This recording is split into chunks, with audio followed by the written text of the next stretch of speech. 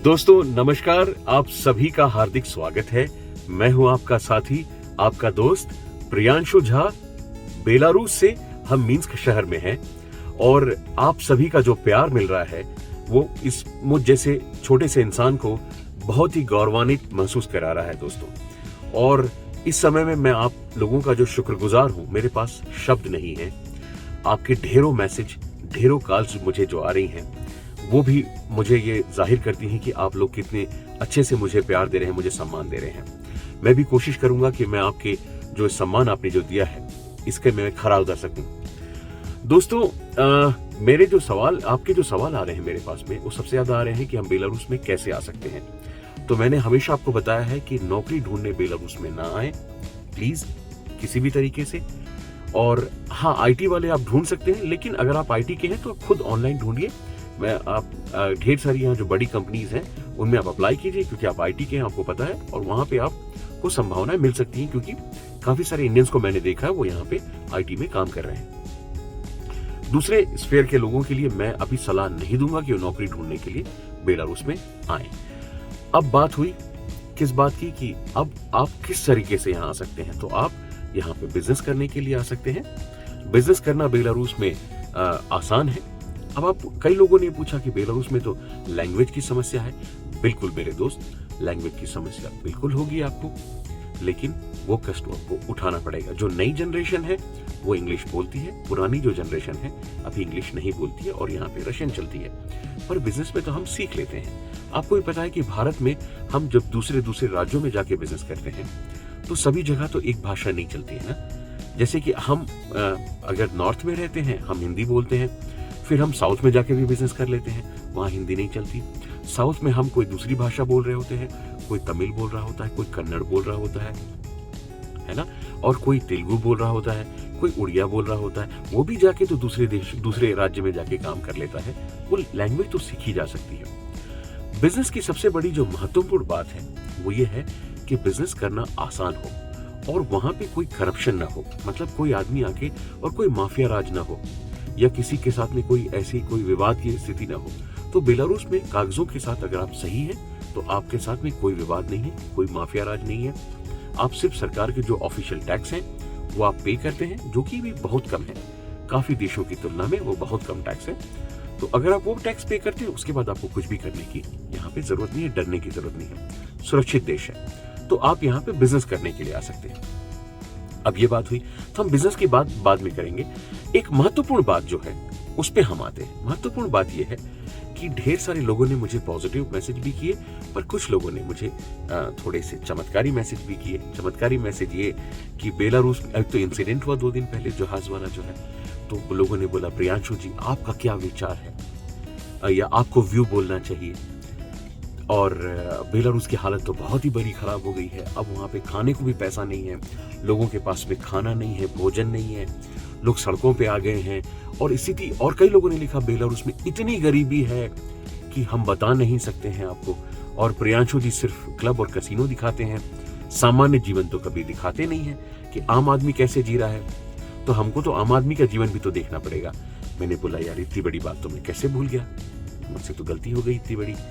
एक तो ये गलती, तो दोस्तों सबसे पहली बात, एक तो मैं राजनीतिक इंसान नहीं, तो मुझसे किसी राजनीतिक पॉइंट पे टिप्पणी के बारे में मत आप ये सोचिए कि मैं करूंगा। वो इसलिए नहीं करूंगा क्योंकि मेरा जो पारिवारिक पृष्ठभूमि रही है भारत में वो राजनीति से काफी नजदीक की रही हुई है, और मैं उस राजनीति से दूर भागता हुआ ही बेलारूस आया हूँ। तो मैं राजनीति से तो दूर रहूंगा और मैं किसी भी राजनीतिक बारे में मैं बात नहीं करूंगा अपने चैनल पे।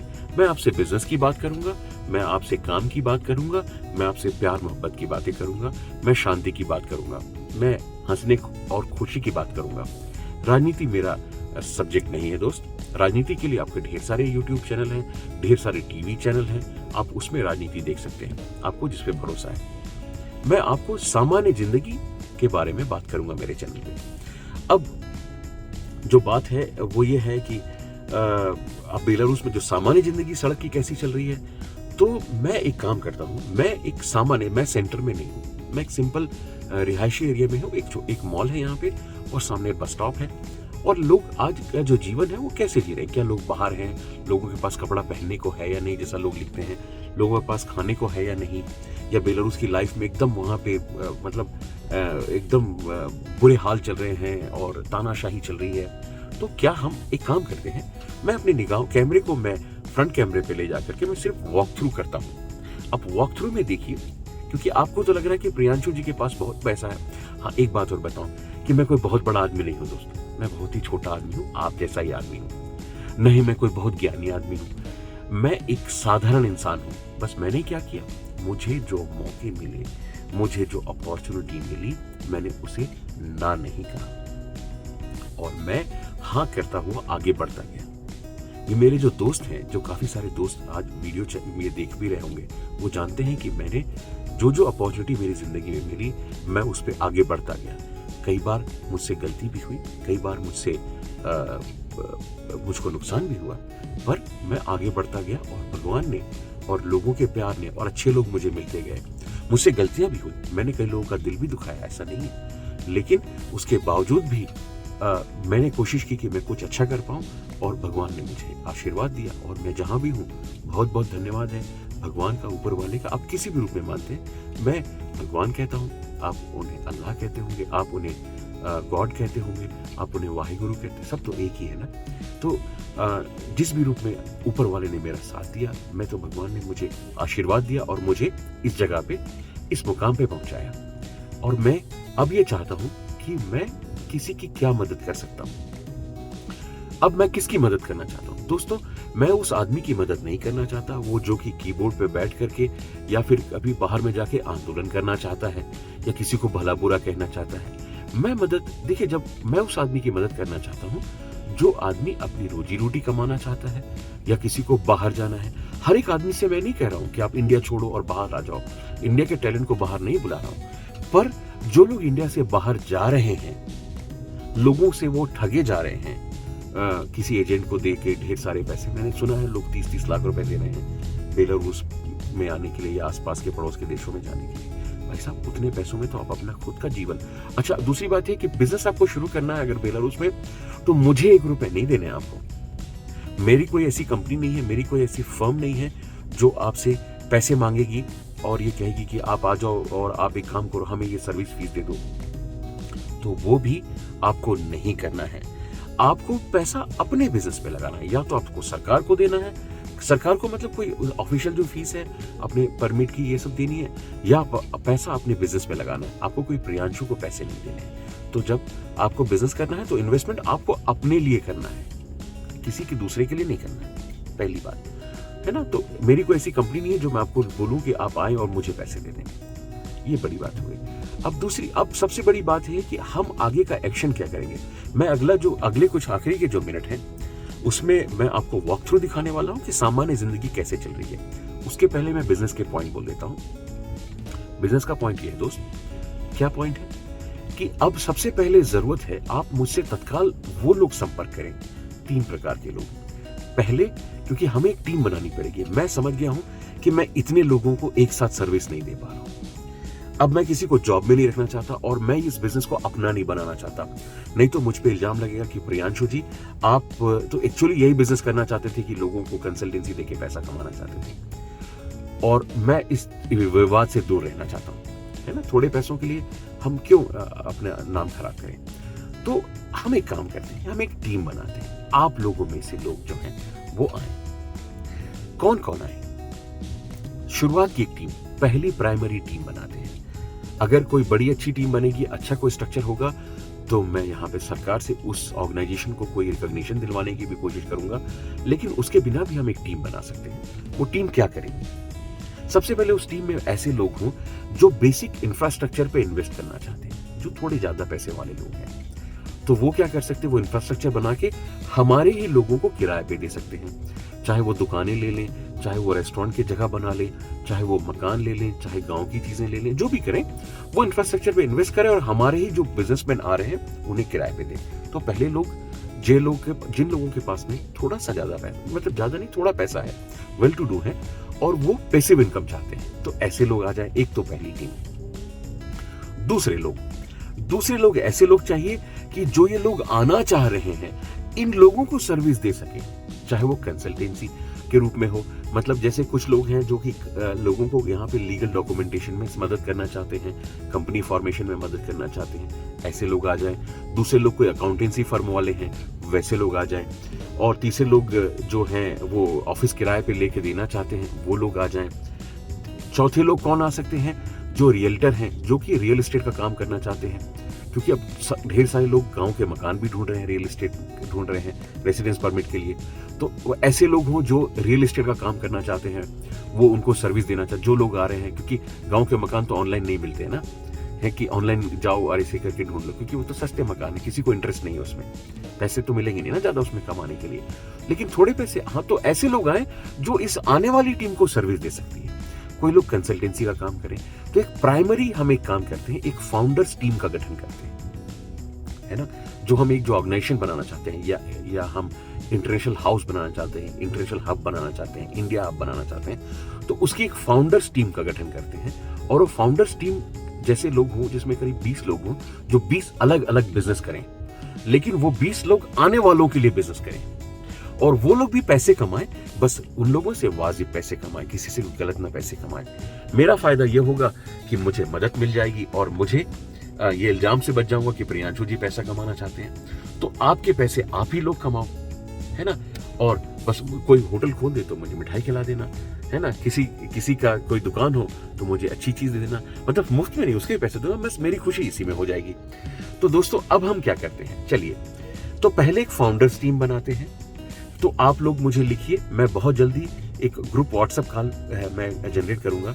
उस ग्रुप व्हाट्सएप कॉल में जिनके पास, जो पहले वो लोग आए जो तत्काल आने को रेडी, तत्काल जिनके पास बेसिक फंड रेडी है उनके बिजनेस के लिए, मुझे देने के लिए नहीं, जिनके पास फंड रेडी है, तत्काल आना चाहते हैं, देरी नहीं करना चाहते, और तत्काल आने को तैयार हैं, और लोगों को सर्विस देने को तैयार हैं वाजिब कीमत पे, लोगों के लिए काम करने को तैयार हैं। तो वो ऐसे 20 लोग मुझे चाहिए। तो वो 20 लोग आप जल्दी से आप मुझे मैसेज लिखें, मैं इंतजार करूंगा व्हाट्सएप पे, क्योंकि मैं सबसे बात नहीं कर पा रहा हूँ और मुझसे ही गलती हो रही है, और हर एक आदमी कीमती है, पता नहीं मैं कैसे बात कर पाऊंगा। तो आप लोग आए और एक टीम बनाते हैं, और वो टीम आने वाले लोगों की मदद करेगी। तो ऐसा एक काम करते हैं। बाकी और किसी के पास कोई सुझाव हो तो मुझे दीजिए, क्योंकि हमें एक नई एक दूसरे का हाथ थाम के आगे बढ़ना है ना।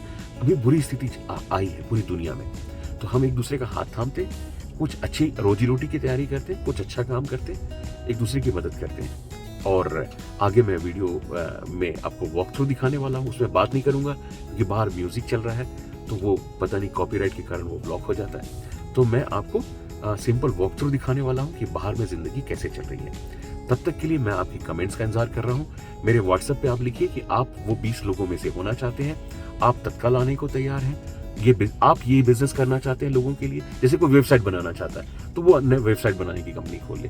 तो ऐसी बहुत सारी चीजों, ऐसे 20 लोगों की जरूरत है जो इस पूरे प्रोग्राम को एज ए फाउंडेशन काम करेंगे। तो वो आप करें, मैं व्हाट्सएप कॉल पे आप लोगों को लेता हूँ। मेरे ख्याल से 100 लोगों को मैं ले लूंगा, उसमें से हम चुनेंगे, जो 20 लोग होंगे वो तत्काल आएंगे, उनके लिए व्यवस्था की जाएगी। राइट। तो अब अगले कुछ समय में मैं आपको वॉक थ्रू दिखाता हूँ, जिंदगी कैसे चल रही है, क्या वाकई बहुत गरीबी है जो मैं चूक गया, मैं बता नहीं पाया आपको, तो वो भी आप देख लीजिए। और बाकी तो आप सभी का स्वागत है मेरे दोस्तों। आपका जो प्यार है, मोहब्बत है, वैसे ही देते रहिए। और बेलारूस आप आए बिजनेस करने के लिए तो बहुत स्वागत है, ना आए तो वीडियो देखें और उसमें भी आपको आनंद आएगा। तो जिंदगी में कुछ भी नुकसान किसी के साथ में नहीं होने वाला है, आप अपने हिसाब से जिंदगी करें। और इस बीच में मैंने किसी का दिल दुखाया है, या किसी को मेरी बात बुरी लगी है, या पहले मैंने किसी का दिल दुखाया है, तो मुझे माफ करें। मैं कोशिश करूंगा कि मैं अपने आप को बदल सकूं, मैं और कुछ अच्छा कर सकूं, और जो गलतियां हैं मैं उसे ठीक कर सकूं। बस इसी आशा के साथ में वीडियो देखते रहिए। अगला वॉक थ्रू दोस्तों। Thank you very much.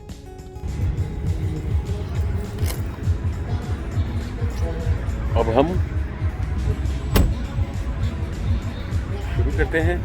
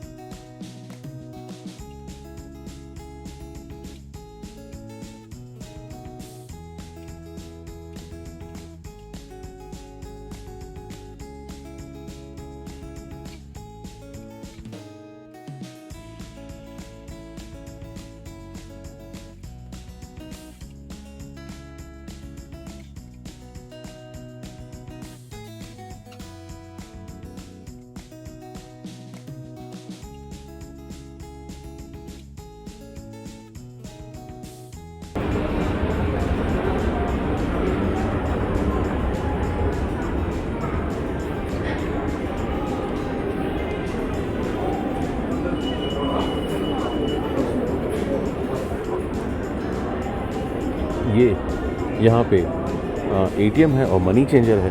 आपको पता होना चाहिए कि बेलारूस के एटीएम में आपको डॉलर भी निकलता है, यूरो भी निकलता है और रूबल तो खैर निकलता ही है। और यहाँ पे कोई भी आदमी डॉलर यूरो रख सकता है। तो जो यहाँ की कमज़ोरी थी, लोगों को लगता था कि पैसा यहाँ पे फिक्स नहीं रहता, तो उन्होंने उसकी आज़ादी दे दी कि अब आप डॉलर भी रख सकते हैं। तो अब पूरा जो बिज़नेस है वो डॉलर में भी कैलकुलेट होता है, तो किसी को कोई इन्फ्लेशन का कोई डर ही नहीं रह गया।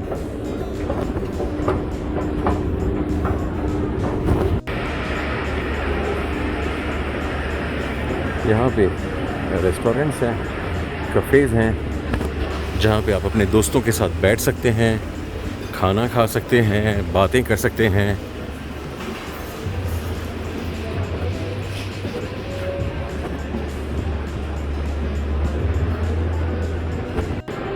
तो हम मॉल में हैं और सामान्य ज़िंदगी चल रही है।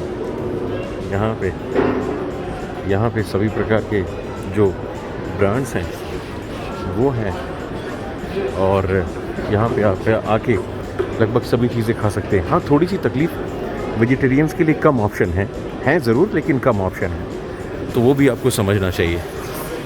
जैसे कि यहाँ पे जो पिज़्ज़ा है एक ब्रांड है, बर्गर किंग यहाँ पे ही है, KFC यहाँ पे है और भी नए कई सारे यहाँ ब्रांड हैं। तो चीज़ों की कमी की ज़रूरत नहीं है यहाँ पे, मतलब काफ़ी सारी चीज़ें जो हैं वो मिल ही रही हैं यहाँ पे ऐसे। तो ये ज़िंदगी चल रही है। और इधर जो है वहाँ पे आखिरी में सिनेमा है ना। तो दोस्तों ज़िंदगी तो चल रही है ना। यहाँ कॉफ़ी शॉप है और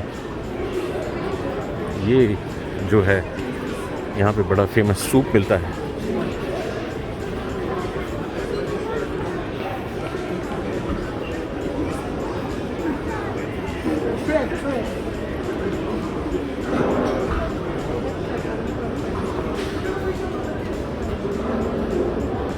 ये जो शॉप है DJI की शॉप है, जहाँ पे आपको DJI की चीज़ें मिलेंगी। दोस्तों ज़िंदगी जो है ना अपने तरीके से चल रही है। अब हमें ये समझना पड़ेगा कि हम पूरी ज़िंदगी को किस रूप में लेते हैं, है ना। ज़िंदगी जो है एक सुपर मार्केट की तरह है। सुपर मार्केट में सभी चीज़ें मिलती हैं। आपको पता है सुपर मार्केट में खाने का सामान भी मिलता है, अच्छी सेहत का सामान भी मिलता है, वहाँ पे शराब भी मिलती है और सिगरेट भी मिलती है। अब हम पे ये निर्भर करता है कि हम क्या लेते हैं, राइट। हम अपने बास्केट में क्या डालते हैं। तो हर देश में ये जो ज़िंदगी है वो सुपर मार्केट की तरह चल रही होगी। अब हम पे निर्भर करेगा कि हम इस देश में से क्या उठाते हैं, इस ज़िंदगी से क्या उठाते हैं, किसी जगह से क्या उठाते हैं। तो दोस्तों बड़े वादे नहीं करता हूँ मैं। दोस्तों बिना किसी बड़े वादे के साथ मैंने कोशिश की कि आपको सामान्य ज़िंदगी यहाँ की देखने को मिले और आप अपने निगाहों से देख सकें। तो ये मैंने एक सिंपल वीडियो बनाया, अनकट वीडियो, जिसमें आप सामान्य दिन का जीवन देख पा रहे हैं। आप ट्यून इन रहिए, आपका प्यार ऐसे देते रहिए। अगले वीडियो में फिर मुलाकात करते हैं। 10 विदानियाँ।